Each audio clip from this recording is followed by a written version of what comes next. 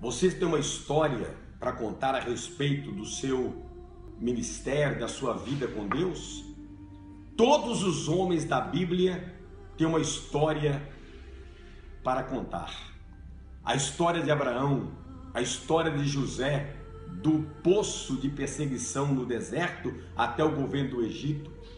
Uma história de lágrimas. Olha a história de Moisés, a história de Josué, de Elias, Eliseu, a história de Daniel na cova dos leões, a história de Mesaque, Sadraque e Abednego, a história dos apóstolos, dos discípulos.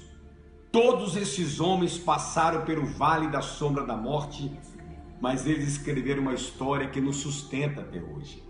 O que seria de nós se não fosse a história que esses homens escreveram? E os grandes homens de Deus têm uma história para contar, estão escrevendo uma história. Pastor Mário de Oliveira, meu pai na fé, presidente da Igreja do Brasil, tem uma história maravilhosa, uma história desde o momento que ele foi para a Uruguaiana, uma história de lágrimas, de prisão, de sofrimento, de perseguição. A história do pastor Mário de Oliveira é uma coisa extraordinária. Edir Macedo tem uma história, R.R. Soares escreveu uma história, Adelino de Carvalho escreveu uma história, Joaquim Palharim escreveu uma história, Agenor Duque está escrevendo uma história. Na verdade, todos os grandes líderes estão escrevendo uma história. Essa é a verdade. Agora eu quero perguntar, cadê a sua história? Você tem uma história para contar?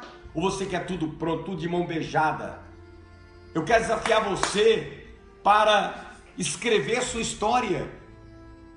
Todos os homens que marcaram a vida cristã, marcaram o cristianismo, eles escreveram uma história.